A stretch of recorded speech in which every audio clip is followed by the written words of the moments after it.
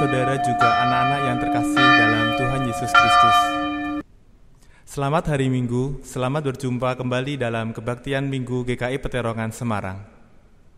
Sesaat lagi kita akan bersama memulai kebaktian Minggu kita, tapi mari kita simak terlebih dahulu tayangan Warta Jemaat Minggu ini.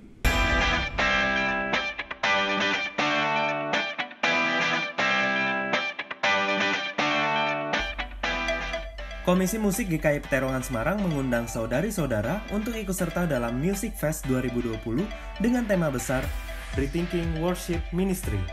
Acara ini dibagi dalam 4 sesi yang akan diadakan pada tanggal 8, 9, 15, dan 16 Agustus 2020 pukul 19 malam. Dengan pembicara Ibu Gracia Leonora, Pendeta Daniel Gunawan, Ibu Rahel Daulay, Bapak Yosi Mahardika, dan Evangelis David Aden. Segera daftarkan diri saudari-saudara karena kuota terbatas. Kelas Children Bible Study atau CBS akan dimulai kembali di tahun ajaran baru ini untuk anak-anak sekolah minggu kelas 4, 5, dan 6. Yuk ikutan! CBS ini akan dilakukan melalui Zoom pada pukul 17 sore setiap Jumat pertama dan ketiga tiap bulannya, mulai dari Jumat 7 Agustus 2020. Pendaftaran dapat dilakukan melalui pelayan anak di kelas masing-masing atau melalui Ibu Dani. Mari bertumbuh bersama di CBS GKI Peterongan Semarang. Bulan Agustus adalah bulan budaya, dan tahun ini bulan budaya mengambil tema Budaya dalam Terang Firman. Karena itu kebaktian Minggu di sepanjang bulan Agustus 2020 ini akan diwarnai oleh kekhasan etnis yang berbeda-beda dari seluruh penjuru di Indonesia, mulai dari etnis Tionghoa, Jawa, Dayak, Batak, hingga Papua. Lihat jadwal lengkapnya pada publikasi yang disebarluaskan. Kiranya Tuhan memberkati kita sekalian. Demikian Warta Jemaat Minggu ini. Kini saya mengajak setiap kita untuk mengambil waktu teduh sejenak sebelum kita memasuki ibadah kita hari ini.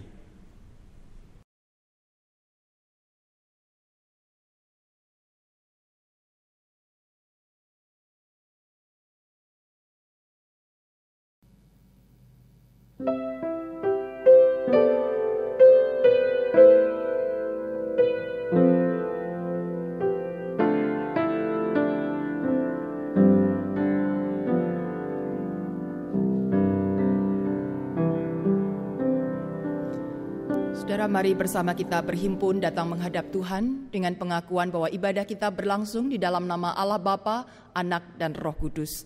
Salam sejahtera bagi saudara sekalian. Amin. Bapak, Ibu, Saudara, dan anak-anakku sekalian, di penghujung bulan persahabatan pada bulan Juli ini, kita akan merenungkan sebuah tema, seorang anak dan murid-murid Yesus, pelayanan intergenerasi. Nah, saudara, seharusnya hari ini merupakan ibadah yang didesain untuk memperingati Hari Anak Nasional, yaitu peringatan pada tanggal 23 Juli. Namun karena berkaitan dengan kondisi saat ini, di mana anak-anak tidak dimungkinkan datang ke gereja, maka pelayanan ibadah dilakukan seperti biasa. Namun kita akan merenungkan tema di mana pelayanan yang bisa dikerjakan lintas generasi, baik kaum muda, anak-anak, maupun juga kaum dewasa dan lanjut usia. Bagaimana semuanya diikat di dalam kasih Kristus dan bersama-sama kita bisa melayani untuk kemuliaan Kristus.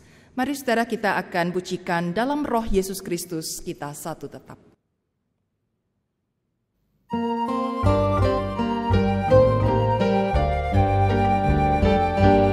Dalam roh Yesus Kristus kita satu tetap. Dalam roh Yesus Kristus kita satu tetap. Mendoakan semua jadi satu kelak. Biar dunia tahu bahwa kita muridnya dalam kasih tubuh Kristus yang esa. Kita jalan bersama bergandengan erat. Kita jalan bersama bergandengan erat. Menyiarkan berita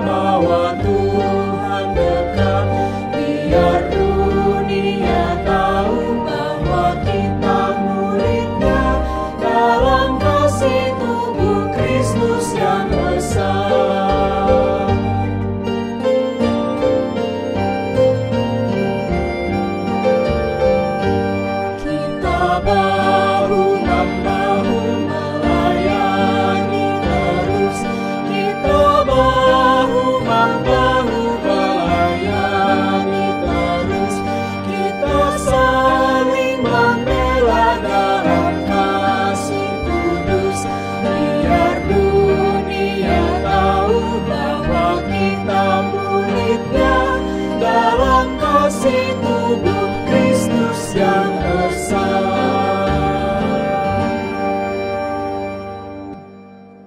Kini bagi kita diberi kesempatan untuk mengakui dosa-dosa kita di hadapan Tuhan. Mari kita berdoa. Hari ini kami datang kepadamu ya Bapa dengan penuh ungkapan syukur karena Engkau kembali memberi kami kesempatan untuk beribadah bersama dengan orang-orang terkasih yang ada di dalam rumah kami. Namun sebelum melanjutkan puji-pujian kami dan juga sebelum kami mendengar firman-Mu, kini sejenak kami ingin tunduk di hadapan Tuhan untuk mengakui dosa dan kesalahan kami. Betapa seringkali kami masih kurang bersyukur atas berkat, kasih, pertolongan yang telah Engkau nyatakan dalam kehidupan kami. Kami juga mohon ampun ya Bapa kalau kami kurang memperhatikan orang-orang di sekitar kami. Kalau kami masih terlalu egois, hanya memperhatikan kepentingan dan kesenangan kami sendiri, sehingga kami lupa untuk berbagi, lupa untuk mendengarkan keluh kesah orang lain, lupa untuk mengulurkan tangan demi menolong mereka yang berbeban berat.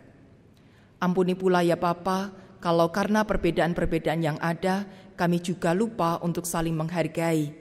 Kami menolak kehadiran mereka yang berbeda, kami memandang remeh, kami tidak bisa bekerja sama dengan baik, bahkan seringkali pertengkaran-pertengkaran, seringkali pandangan-pandangan yang negatif kami tujukan kepada orang-orang yang berbeda dengan diri kami. Ampunilah ya Bapa, kalau kami belum sungguh-sungguh bisa meneladani sikap Kristus yang telah Engkau ajarkan kepada kami. Betapapun tiap-tiap minggu, bahkan tiap-tiap hari kami membaca firman Tuhan, tapi masih terlalu sedikit bagian yang kami kerjakan. Oleh karena itu dengan perasaan malu, kami datang untuk mohon pengampunan dari Tuhan. Dan kiranya Engkau berkenan membersihkan kami dari segala noda dan dosa, dan kami diberi kesempatan untuk memperbaiki segala sikap hidup yang keliru itu.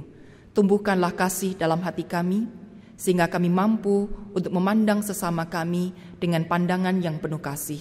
Kami mampu merangkul mereka yang berbeda, dan kami mampu bekerja sama dengan siapapun yang Tuhan hadirkan di sekitar kami.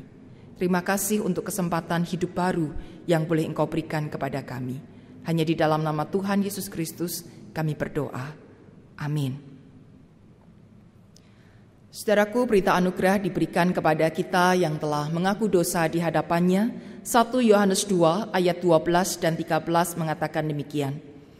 Aku menulis kepada kamu, hai anak-anak, sebab dosamu telah diampuni oleh karena namanya.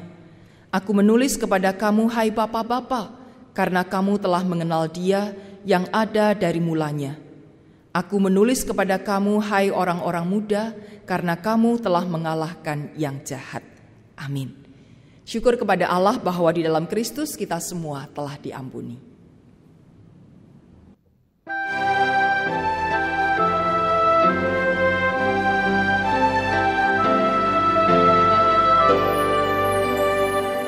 Yesus sayang padaku, Alkitab mengajarku, walau ku kecil lemah, aku ingin miliknya. Yesus Tuhanku sayang padaku, itu firman-Nya di dalam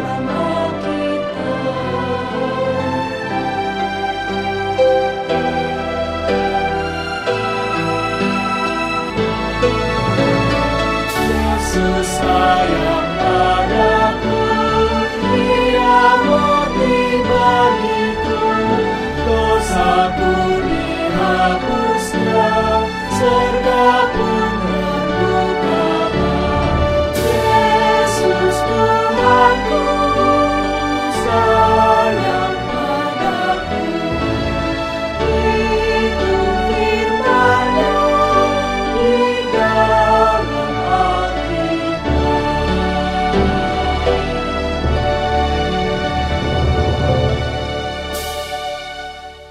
Mari kita berdoa, mempersiapkan hati mendengarkan firman Tuhan. Bapa Surgawi, biarlah pada saat kami beribadah di rumah, ketika ada anak-anak yang ada di rumah kami, kiranya kami mengajak mereka ikut serta berbakti bersama kami, sehingga kami bisa beribadah bersama, memuji Tuhan bersama, serta merenungkan firman Tuhan bersama. Bahkan usai dari ibadah ini, kami masih terus mendiskusikan, membicarakan firman Tuhan itu bersama-sama, sehingga kami saling memperlengkapi, kami saling berbagi, dan kami pun boleh mengerjakan bagian firman Tuhan ini bersama-sama. Ayah, ibu, kakek, nenek, dan juga anak-anak, cucu-cucu, kiranya kami bisa bekerja sama di dalam mempermuliakan nama Tuhan. Kami bisa bekerja sama di dalam menjadi saksi untuk dunia ini, sehingga kami tidak terkotak-kotak satu dengan yang lain, melainkan ada sebuah persekutuan yang indah di dalam setiap keluarga kami. Terima kasih Bapa untuk kesempatan hari ini kami kembali dapat merenungkan firman-Mu. Kiranya Engkau berbicara kepada kami semua, baik tua maupun muda. Siapapun kami, kiranya boleh mendengarkan sapaan Tuhan, dan kami bisa mengerjakan bagian firman-Mu dengan bersungguh-sungguh. Hanya di dalam nama Tuhan Yesus Kristus kami berdoa. Amin. Bapak, Ibu, Saudara, dan anak-anak sekalian, firman Tuhan terambil dari Yohanes pasal 6 ayat 1 sampai 14. Kisah tentang Yesus memberi makan 5.000 orang dengan 5 roti dan 2 ikan. Injil Yohanes pasal 6 ayat 1 sampai 14 yang demikian bunyi firman Tuhan. Sesudah itu Yesus berangkat ke seberang danau Galilea, yaitu danau Tiberias. Orang banyak berbondong-bondong mengikuti dia karena mereka melihat mujizat-mujizat penyembuhan yang diadakannya terhadap orang-orang sakit. Dan Yesus naik ke atas gunung dan duduk di situ dengan murid-muridnya. Dan Paskah, hari raya orang Yahudi, sudah dekat.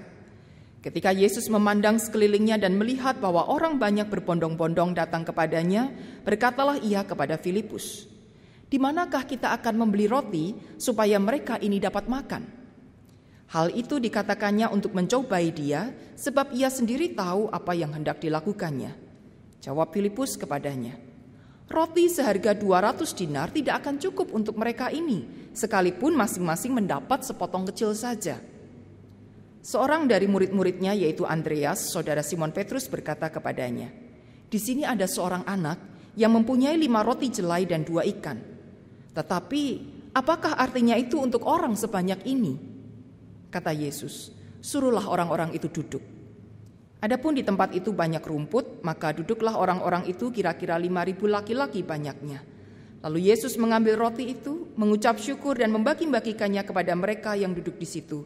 Demikian juga dibuatnya dengan ikan-ikan itu sebanyak yang mereka kehendaki. Dan setelah mereka kenyang, ia berkata kepada murid-muridnya, "Kumpulkanlah potongan-potongan yang lebih supaya tidak ada yang terbuang." Maka mereka pun mengumpulkannya dan mengisi 12 bakul penuh dengan potongan-potongan dari kelima roti jelai yang lebih setelah orang makan. Ketika orang-orang itu melihat mujizat yang telah diadakannya, mereka berkata, "Dia ini adalah benar-benar nabi yang akan datang ke dalam dunia." Amin. Demikianlah firman Tuhan.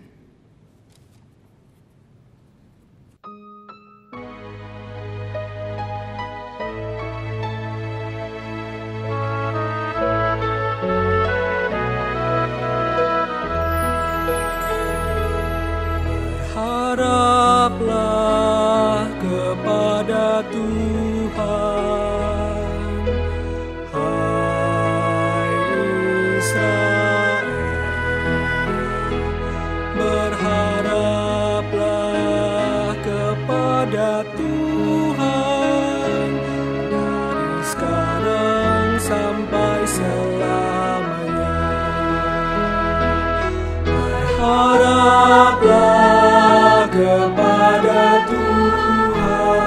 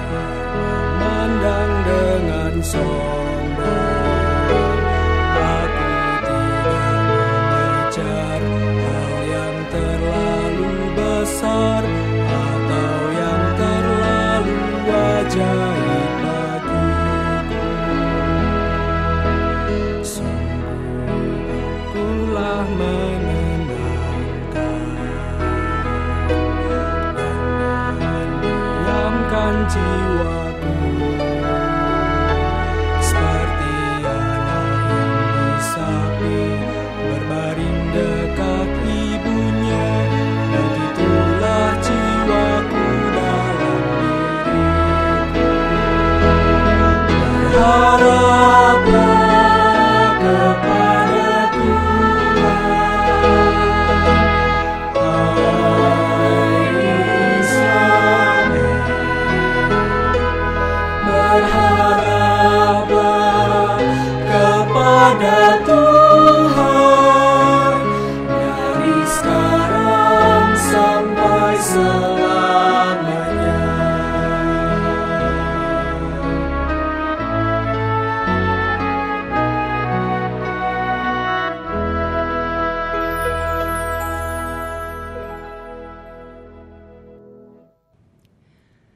Saudara, pernahkah kita membayangkan dalam sebuah rapat panitia, biasanya yang paling hangat dibicarakan adalah soal konsumsi.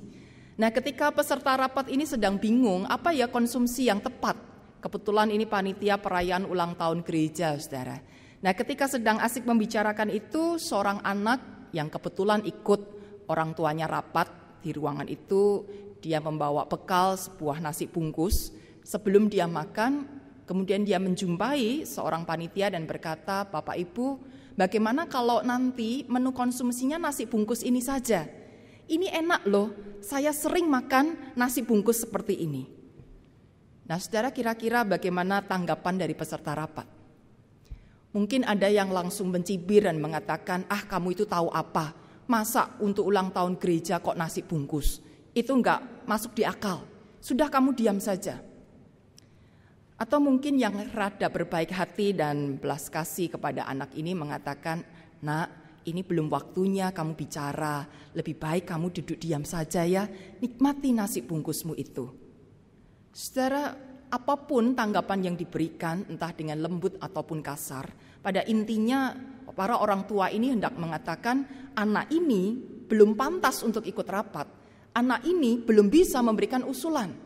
Usul yang diberikan itu sama sekali tidak baik, sama sekali tidak menjawab persoalan. Jadi lebih baik anak ini diam.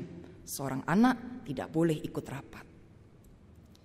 Pernahkah saudara menghadapi situasi ketika seorang bapak gitu ya sedang berdiskusi dengan rekan kerjanya, kebetulan mereka berbisnis, saudara.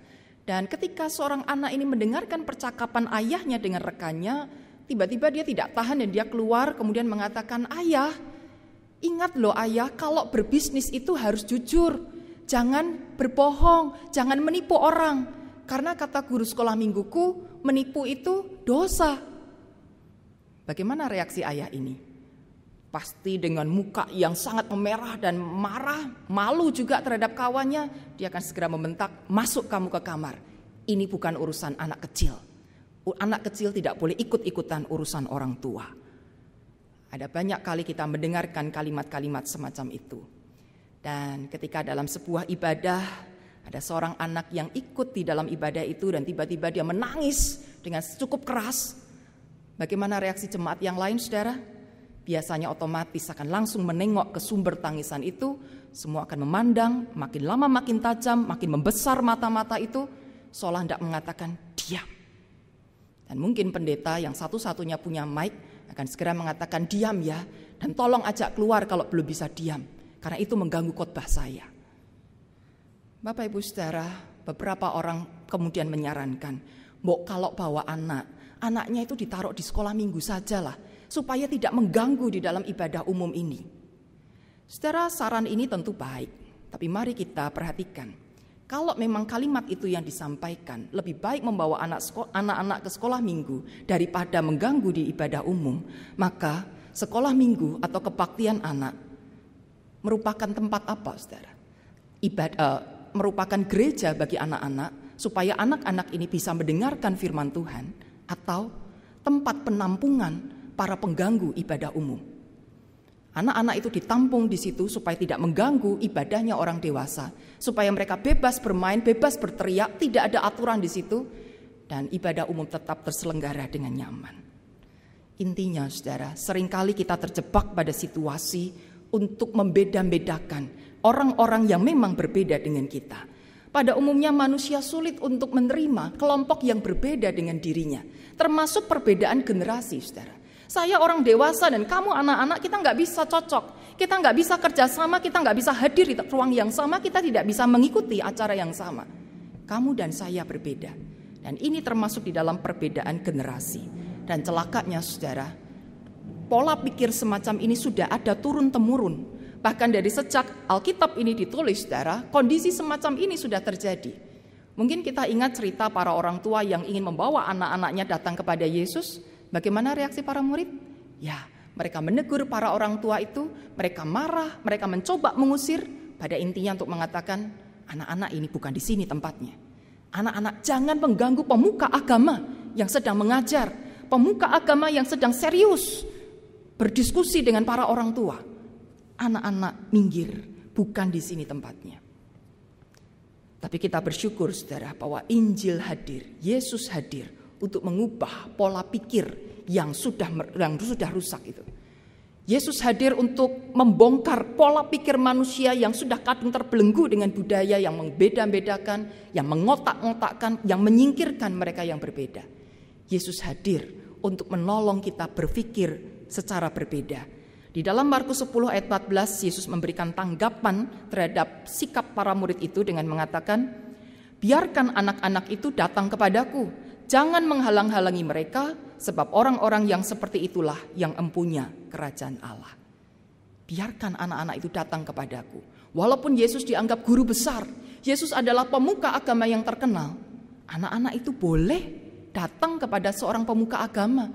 Anak-anak itu berhak, memiliki hak yang sama dengan para orang dewasa untuk mendengarkan ajaran Yesus, untuk merasakan sentuhan Yesus, untuk dirangkul, untuk merasakan kasihnya Tuhan Yesus. Yesus hadir, saudara, untuk mendobrak tatanan sosial yang ada pada waktu itu, di mana tatanan sosial ini berusaha menyingkirkan orang-orang yang dianggap lemah. Entah lemah secara ekonomi, lemah secara fisik, lemah secara gender, lemah secara intelektual, lemah secara mental, dan termasuk lemah secara pengalaman karena usia yang berbeda. Yesus suka sekali bergaul, Yesus suka sekali merangkul orang-orang yang dianggap lemah ini. Yesus menerima mereka dengan penuh sukacita dan penuh kasih. Oleh karena itu, saudara, orang-orang yang dianggap lemah ini sangat suka datang kepada Yesus, sangat suka mengikut Yesus, sangat suka dekat dengan Yesus. Karena memang Yesus menerima mereka dengan tulus hati, dengan apa adanya. Oleh karena itu, saudara, penerimaan ini justru mendorong orang-orang ini untuk melayani Yesus dengan sungguh-sungguh. Kalau kita ingat cerita-cerita di dalam Injil, saudara, cukup banyak diceritakan sebetulnya, walaupun tidak terlalu populer, para wanita yang mengikuti Yesus dan melayani Yesus dengan total. Para perempuan yang melayani bahkan juga dengan hartanya, saudara, karena tidak semua perempuan ini miskin. Perempuan-perempuan yang kaya ini pun melayani dengan harta. Dan menjelang akhir hidup Yesus, yang setia mendampingi sampai ajalnya juga adalah para perempuan. Dan ketika hari Minggu setelah Sabat berlalu, yang pertama kali datang ke kubur Yesus menyaksikan kebangkitan Yesus itu pun para perempuan. Mereka yang dianggap sebelah mata, mereka yang dianggap lemah, yang disingkirkan, ternyata justru memberikan sesuatu yang lebih besar daripada orang-orang lain yang merasa dirinya kuat, yang merasa powerful. Bapak Ibu Saudara, demikian juga dengan anak-anak. Anak-anak pun suka untuk dekat dengan Yesus. Anak-anak pun suka melayani Yesus. Nah, saudara, di dalam perikop yang kita baca tadi, Injil Yohanes pasal 6, ada seorang anak. Anak ini tidak terlalu kecil memang. Dikatakan di dalam bahasa Inggris lad, itu anak muda. Nah, anak muda ini, saudara, memberikan bekalnya yang berupa 5 roti dan 2 ikan. Dan menariknya, detail cerita ini hanya diceritakan di Injil Yohanes. Matius, Markus, Lukas menceritakan juga peristiwa yang sama, tapi tidak ada catatan tentang anak muda yang berkontribusi di dalam peristiwa 5 roti dan 2 ikan ini. Hanya dikatakan di sini ada 5 roti dan 2 ikan. Tapi sumbernya dari mana, pemiliknya siapa tidak dikatakan. Tapi Injil Yohanes ini, saudara, dengan cermat menyertakan seorang anak muda yang rela memberikan 5 roti dan 2 ikan ini. Nah, apa yang bisa kita pelajari dari peristiwa ini, saudara? Pemberian 5 roti dan 2 ikan ini merupakan sebuah persembahan yang tulus. Anak muda ini tidak diminta untuk menyerahkan bekalnya. Para murid juga tahulah 5 roti 2 ikan itu buat apa. Jadi mereka tidak akan dengan penuh upaya meminta bekal yang kecil itu untuk diberikan. Tapi anak muda ini berinisiatif, aku punya nih, dan ini akan kuberikan kepada Yesus. Nah, Bapak Ibu Saudara, waktu itu juga tidak mungkin diadakan survei. Siapa yang masih mempunyai bekal, silakan dikirimkan. Nggak ada, Saudara. Yang hadir di situ ribuan orang. 5.000 orang itu hanya laki-laki saja, belum perempuan dan anak-anak. Murid Yesus hanya 12 orang. Bagaimana mungkin 12 orang mensurvei ribuan orang di situ? Dan kalau orang-orang ini pun menyimpan makanannya baik-baik, saudara. Kalau anak muda ini menyimpan rapat-rapat bekalnya supaya bisa dia konsumsi sendiri, bisa kok. Tapi anak muda ini memilih untuk menyerahkannya sebagai persembahannya. Ini loh, aku punyanya 5 roti dan 2 ikan ini, tapi aku berikan semuanya. Dia tidak berniat untuk menikmatinya seorang diri supaya dia sendiri yang kenyang sementara orang lain lapar, tapi dia serahkan itu kepada Yesus. Dan saudara, pemberian ini disertai dengan iman yang murni. Anak muda ini tidak banyak pikir, cukup gak ya? Ya pasti sih enggak ya. Tapi dia gak mau pikirin itu, yang penting aku kasih. Perkara cukup atau enggak itu bukan urusanku gitu. Ini urusan guruku, pokoknya ini aku berikan 5 roti 2 ikan. Dan saudara tahu 5 roti ini adalah roti jelai, roti murahan, dan maaf, roti atau bahan roti ini adalah biasa digunakan untuk ternak dan memang untuk orang miskin. Mereka disamakan kualitas hidupnya. Jadi anak muda ini adalah anak muda yang tidak punya banyak uang, dia cuma bisa bawa bekal roti jelai yang murahan itu, tapi dia tidak merasa minder. Masa sih aku kasih ini buat Yesus, layak gak ya? Layak gak ya? Karena dia punyanya 5 roti jelai dan 2 ikan kecil, small fish. Ikan kecil yang sudah diawetkan, saudara, bukan ikan kecil yang enak yang sudah dibumbui dengan lezat. Ini ikan yang diawetkan supaya tahan lama untuk dibawa-bawa pergi, saudara. Anak ini tidak berpikir persembahanku tidak layak lah, aku minder, aku gak bisa kasih yang terbaik. Ketika ada kerinduan untuk memberi, maka dia berikan. Yang dia tahu, Yesus pasti mau menerimanya. Seperti halnya Yesus mau menerima orang-orang yang lemah, maka Yesus pun pasti juga mau menerima persembahanku yang kecil ini. Anak ini pun tidak berpikir, aku berikan ini supaya nanti ceritaku terkenal. Gak ada, saudara. Dia gak kepikir itu, bahwa cerita ini akan menjadi terkenal itu dengan dia pemberi 5 roti dan 2 ikannya. Gak ada. Dia pun tidak berpikir bahwa aku berikan ini supaya nanti berkatku lebih banyak lagi, supaya nanti aku dapat roti yang lebih banyak lagi dan ikan yang lebih besar lagi. Enggak, dia belum tahu Yesus mau buat apa, tapi yang dia tahu ini ada sebuah kondisi yang genting, ada sebuah persoalan dan aku punya sesuatu yang bisa aku berikan. Maka ini aku berikan. Sebuah persembahan dari seorang anak muda, saudara, yang seringkali tidak diperhitungkan, namanya pun tidak dicatat, bahkan Injil yang lain pun tidak mencatatnya. Tapi dia melakukan sesuatu yang luar biasa. Dan kemudian cerita ini menjadi lebih menarik lagi, saudara, ketika persembahan kasih ini dihantarkan kepada Yesus melalui perantaraan seorang murid, yaitu Andreas.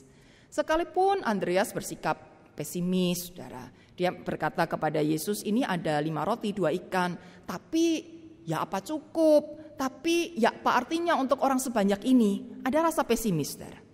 Tetapi toh Andreas tidak menolak. Dia tidak mengabaikan ketika ada seorang anak mengatakan, ini loh aku punya 5 roti 2 ikan. Andreas tidak mengatakan, itu gak kepake, itu gak bisa menjawab persoalan, sudah pergi sana. Enggak, saudara. Andreas menerima itu dan menyampaikan kepada Yesus. Andreas mungkin tidak memiliki iman sebesar anak kecil itu. Tapi toh dia mau menghantarkan itu sehingga 5 roti dan 2 ikan ini bisa sampai kepada Yesus. Nah, saudara, kolaborasi dari 2 generasi ini, kolaborasi intergenerasi ini, saudara, pada akhirnya menghasilkan mujizat yang luar biasa. 5 roti, 2 ikan, akhirnya cukup untuk memberkati ribuan orang yang hadir pada saat itu. Bahkan ada sisa 12 bakul penuh dengan roti jelai itu. Saudara, Yesus bisa saja melakukan mujizat dengan cara yang lain. Tapi Yesus ingin menguji. Dikatakan tadi sebetulnya ditanya pertama adalah Filipus. Filipus, bagaimana kita bisa membeli roti supaya mereka ini dapat makan? Dan dikatakan Yesus ingin mencobai Filipus, ingin menguji Filipus. Apa sih jawaban Filipus? Bagaimana sih cara berpikir Filipus di dalam menghadapi persoalan ini? Dan sebetulnya Yesus sudah tahu apa yang akan dikerjakan. Dan saudara, anak muda ini dan Andreas membuktikan bagaimana mereka melakukan pelayanan, bagaimana mereka memberikan persembahan dari yang sepele, dari yang kelihatannya kecil. Tapi ketika itu dilakukan dengan tulus, Tuhan bisa membuatnya menjadi luar biasa. Tuhan bisa menjadikannya berkat yang berkali-kali lipat yang tidak pernah terduga sebelumnya. Tentu ini menjadi sebuah pembelajaran yang luar biasa bagi kita. Seringkali kita berpikir karena kita hanya punya sedikit, apa yang kita mampu tidak terlalu berarti dibandingkan orang-orang lain. Lantas membuat kita memilih untuk diam, membuat kita berhenti. Sudahlah, aku gak bisa pelayanan, aku gak bisa memberi persembahan, ini gak layak, ini gak cukup, dan seterusnya. Tuhan tidak pernah menentukan jumlah tertentu, saudara. Tuhan tidak pernah menentukan kualitas tertentu. Yang Tuhan mau sepenuh hati. Urusan jumlah buat Tuhan mah gampang. Buat Tuhan mau dijadikan berapa kali lipat pun bisa. Tapi Tuhan mau Anda dan saya ini memberikan yang terbaik, saudara. Supaya pelayanan ini bisa terus berjalan. Dari waktu ke waktu, dari keadaan ke keadaan. Di setiap tempat kita bisa melakukan pelayanan ini. Nah, saudara, belajar dari cerita ini, seorang anak muda dan seorang murid Yesus, kita bisa belajar tentang apa yang disebut sebagai pelayanan intergenerasi. Yaitu pelayanan yang dikerjakan oleh generasi yang berbeda-beda.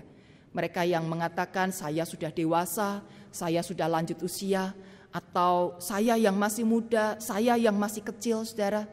Mestinya tidak ada batasan. Bahwa ada peran yang berbeda, itu baik. Ada pembagian tugas, itu baik. Tapi bukan berarti menyingkirkan yang satu dan mengagungkan yang lain. Baik tua maupun muda, usia berapapun, mestinya kita bisa melakukan pelayanan bersama-sama. Dan oleh karena itu kita perlu mengembangkan sikap-sikap yang baik, supaya pelayanan intergenerasi ini bisa berlangsung. Kalau sikap yang kita kembangkan belum tepat, saudara, maka susah. Ada orang yang berbeda usianya dengan kita menjadi tidak nyaman. Kita merasa nggak nyambung obrolannya. Diskusinya jadi nggak bisa berjalan dengan baik. Seringkali kita coba, saudara, di dalam satu kepanitiaan, di satu seksi. Ada yang usianya sudah lebih senior, yang lebih pengalaman, dengan orang muda yang masih baru, yang belum pernah sama sekali melakukan pelayanan. Di situ kita akan melihat bagaimana dinamika yang terjadi. Ada yang berjalan lancar, saling memberi masukan, bisa saling mencoba gitu ya. Tapi ada juga yang masih gagal dan perlu belajar lagi. Nah, saudara, kita akan melihat bagaimana sikap-sikap yang diperlukan supaya pelayanan intergenerasi ini bisa berjalan dengan baik. Yang pertama, kita harus bisa saling menghargai, saling memberi apresiasi, bukan malah saling menghina. Bahwa yang muda, yang belum pengalaman tidak bisa melakukan se-expert atau seluar biasa yang sudah berpengalaman, tentu itu wajar. Tapi bukan berarti mereka nggak bisa belajar, kan? Bukankah yang expert itu dulunya juga mengawali dengan tidak bisa apa-apa? Dulunya diawali dengan saya belum pernah, saya belum pengalaman. Selalu ada langkah pertama untuk melakukan, kan? Bersyukurlah kalau kita sudah melayani 5 tahun, 10 tahun, 20 tahun, berpuluh-puluh kali, bahkan ratusan kali melakukan hal yang sama, sehingga tingkat kemampuan kita makin menanjak. Bersyukurlah, tanpa harus membuat kita sombong dan meremehkan yang lain. Memandang yang lain tidak berharga dan tidak bisa diikutsertakan. Saling menghargai. Yang lebih senior bisa memberikan teladan, bisa memberikan masukan, memberikan bimbingan. Yang muda mau belajar, mau juga memberikan ide-idenya sesuai dengan konteks zamannya pada saat ini. Walaupun mereka belum punya pengalaman, saudara, tapi anak muda punya pemikiran, Mereka menguasai hal-hal baru yang belum tentu dikuasai oleh generasi sebelumnya. Apapun yang kita miliki, kerjakan itu dengan saling menghargai, maka pelayanan lintas generasi ini bisa berjalan. Yang kedua, saudara, saling memperkaya, bukan saling menjatuhkan. Yang muda tidak perlu merasa mbok yang tua itu cepat-cepat lengser gitu ya. Mbok cepat-cepat pensiun biar saya ini bisa menggantikan jabatannya. Nggak usah gitu juga, saudara. Tapi yang sudah lebih dahulu ada juga tidak perlu mati-matian mempertahankan kedudukannya. Ini harus punya saya. Jangan sampai saya digantikan dengan yang lebih muda. Gak perlu, saudara. Ada waktunya sendiri kok. Kalau memang kita tetap bertahan, pasti bertahan. Ada waktunya kita digantikan, ya itu akan digantikan, saudara. Tidak ada yang perlu terlalu mempertahankan, tapi juga tidak perlu menjatuhkan. Ketika kita mau saling memperkaya, saling memberikan masukan, maka entah kita punya kedudukan, entah tidak. Yang penting bagaimana pelayanan ini bisa dikerjakan dengan baik. Dan yang ketiga, hendaknya kita mengembangkan sikap saling mengasihi. Kita melakukan sesuatu bersama ini karena saya mengasihi engkau. Karena saya mengasihi mereka semua. Karena kita sama-sama ingin mengasihi, saudara. Jadi gak usah jaim-jaiman. Misalnya kalau ada seorang orang yang dewasa atau bahkan lanjut usia, saudara, bermain bersama dengan anak-anak kecil. Nah, karena anak kecil itu biasanya geraknya lebih cepat ya. Maka orang dewasa ini perlu ikutan berlari untuk mengejar anak-anak ini, dan anak-anak ini begitu happy, saudara, kalau main kejar-kejaran. Kadang orang kan mengatakan, ih udah gede kok lari-larian sih. Ih udah tua tapi sikapnya kekanak-kanakan sih.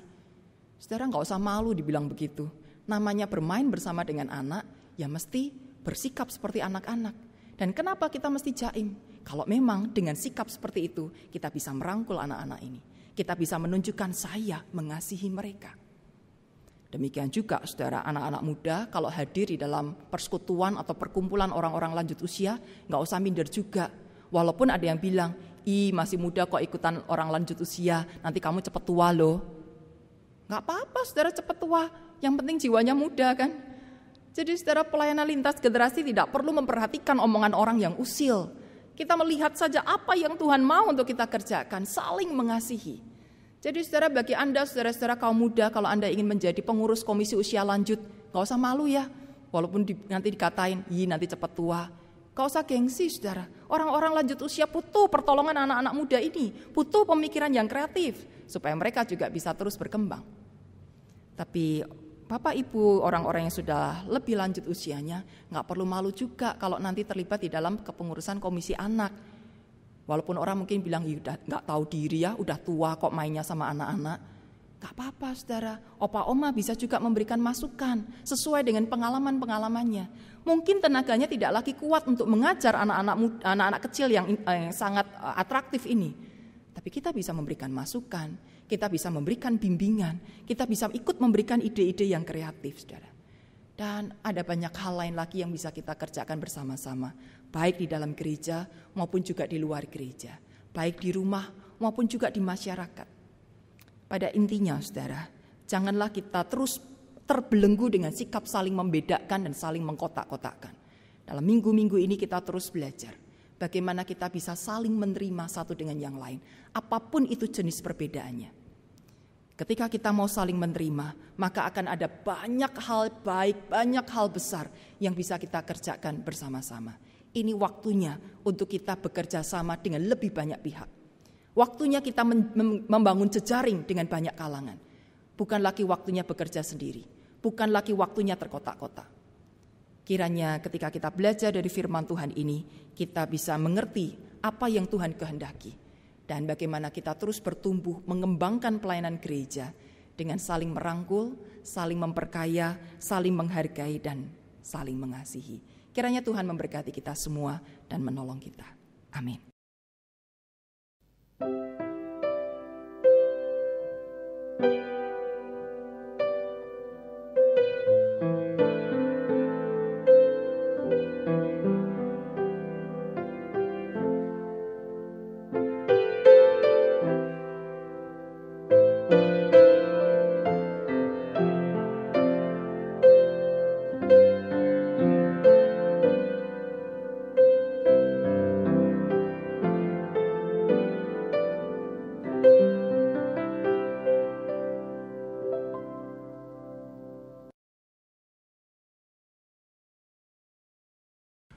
Marilah dengan hati yang terarah pada Kristus, kita ikrarkan kembali janji baptisan kita menurut pengakuan iman rasuli yang berbunyi demikian.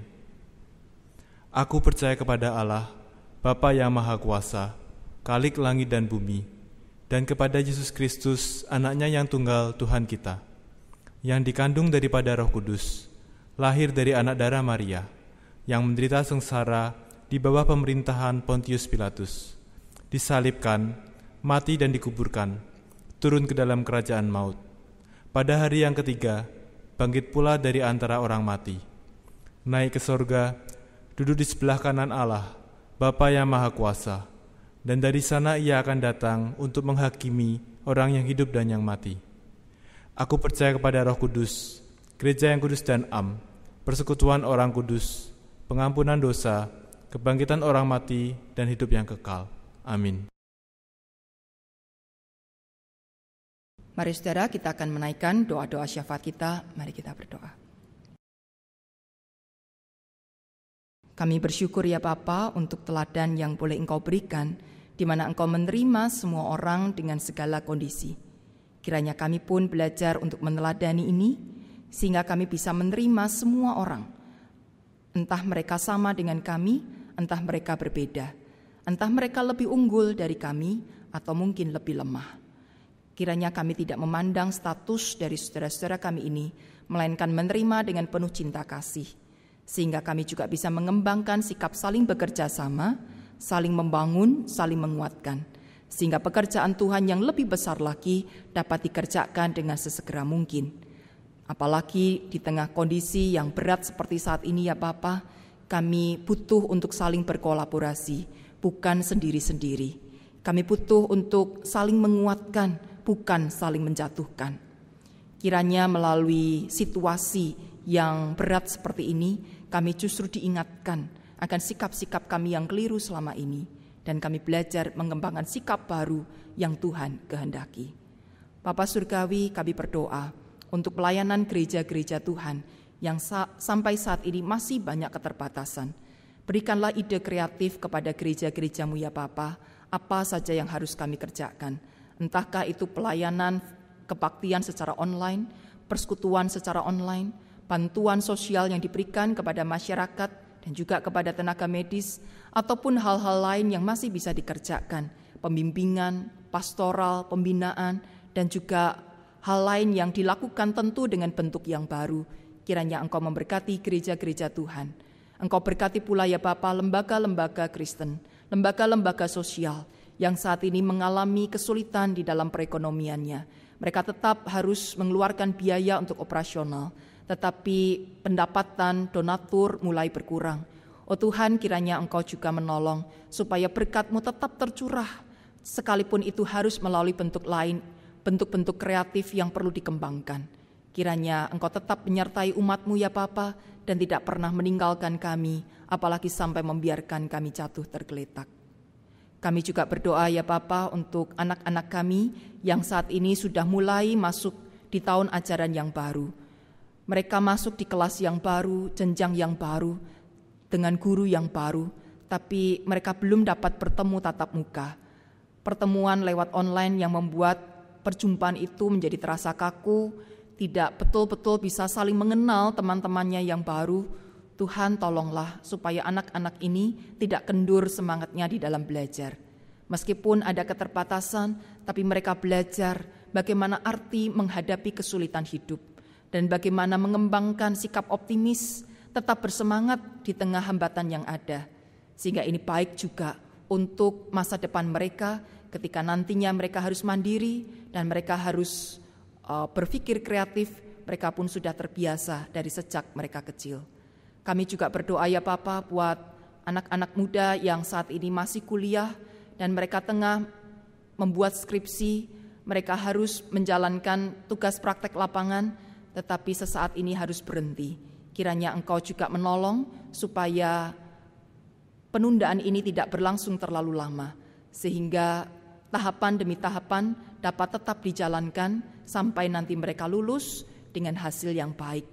Dan bagi mereka yang sudah lulus dan saat ini sedang mencari pekerjaan, tapi lapangan pekerjaan itu seolah semakin menyempit, oh Tuhan, biarlah Engkau pun juga berkenan membukakan jalan, supaya anak-anak muda ini yang rindu untuk berkarya, Engkau bukakan jalan, Engkau berikan ladang yang terbaik, sehingga mereka tetap punya kesempatan untuk berkarya, mengembangkan diri, dan tentu juga mendapatkan nafkah untuk mencukupi kebutuhan hidupnya.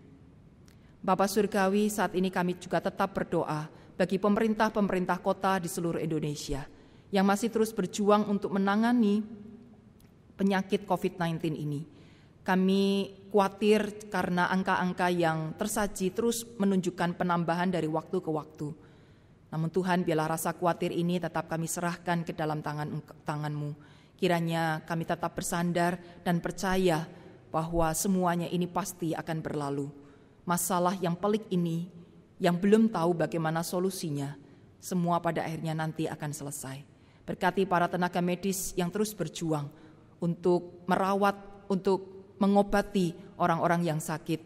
Engkau beri perlindungan ya Bapa, beri kekuatan dan beri kemampuan untuk mengerjakan tugasnya dengan baik. Berkati pemerintah, berkati masyarakat, supaya kami semua dapat saling bekerja sama. Kami tidak egois dan memikirkan kepentingan sendiri-sendiri, tapi kami bisa saling memikirkan dan saling bekerja sama, sehingga penyelesaian atas masalah pandemi ini bisa segera tuntas. Terima kasih Bapa untuk kesempatan kami boleh berdoa. Kami percaya Engkau mendengar dan Engkau akan mengabulkannya, memberikan yang terbaik. Kami berdoa dan menyerahkan seluruh syafaat kami ini di dalam satu nama Tuhan Yesus Kristus yang telah mengajar kami berdoa. Bapa kami yang di surga, dikuduskanlah nama-Mu. Datanglah kerajaan-Mu, jadilah kehendak-Mu di bumi seperti di surga. Berikanlah kami pada hari ini makanan kami yang secukupnya, dan ampunilah kami akan kesalahan kami, seperti kami juga mengampuni orang yang bersalah kepada kami. Dan janganlah membawa kami ke dalam pencobaan, tapi lepaskanlah kami dari yang jahat. Karena Engkau-lah yang mempunyai kerajaan dan kuasa dan kemuliaan sampai selama-lamanya. Amin.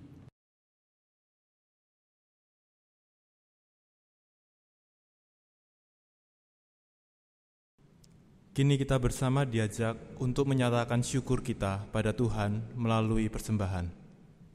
Dimanapun saudara berada, saudara dapat memberikan persembahan melalui yang pertama, transfer ke rekening bank yang tercantum di layar maupun dari Warta Digital.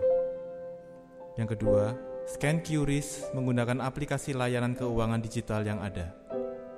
Nomor 3, memasukkan persembahan ke dalam kotak persembahan yang disediakan di kantor tata usaha gereja. Sebagai pengingat bagi kita semua, saya akan bacakan nats yang saya ambil dari 1 Tawarikh 16 ayat 29. Demikian. Berilah kepada Tuhan kemuliaan namanya, bawalah persembahan dan masuklah menghadap Dia. Sujudlah menyembah kepada Tuhan dengan berhiaskan kekudusan. Marilah kita berdoa. Bapa, terima kasih. Ajar kami untuk memberi dari kekurangan kami ataupun dari apa yang kami punya saat ini. Berikan kami hati yang berani untuk memberikan kepada Tuhan seperti anak muda tersebut ya Bapa. Terima kasih ya Bapa. Kiranya Engkau mau menerima persembahan kami ini yang mungkin tidak seberapa, tapi kami yakin dan percaya itu untuk kemuliaan Tuhan semata. Kami juga mau berdoa untuk majelis jemaat dalam pengelolaan keuangan ini, dan kiranya Tuhan yang mau pimpin dan berikan hikmat kepada majelis jemaat. Dalam nama Tuhan Yesus Kristus kami bisa berdoa dan mengucap syukur. Amin. Saudara, marilah kita menjadikan gereja sebagai rumah bersama yang menjadi tempat bagi semua kalangan dan bagi semua generasi.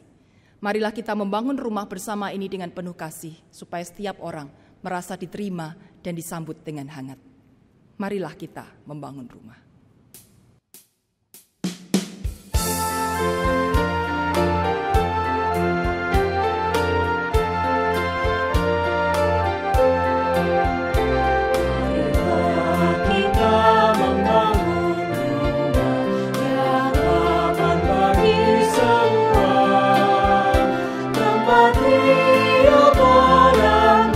Seraja menerima dan mengerti.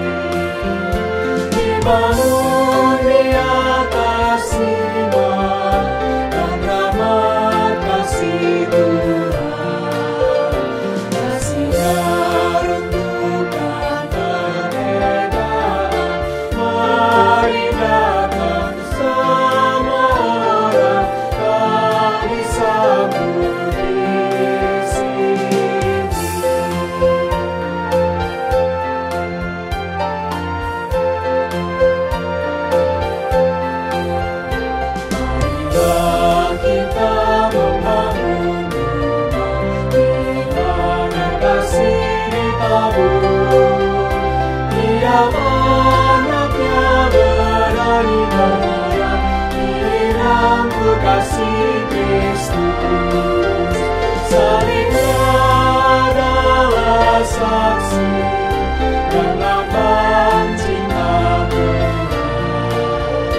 Dalam Yesus kita pun serukan, mari datang semua orang yang disambut Yesus.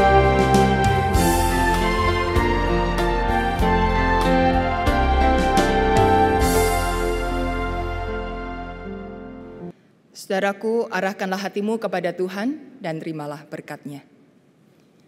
Kasih karunia dan damai sejahtera dari Allah Bapa dan dari Tuhan Yesus Kristus, persekutuan dengan Roh-Nya yang kudus akan senantiasa memberkati, menyertai, dan melindungi saudara sampai selama-lamanya. Amin.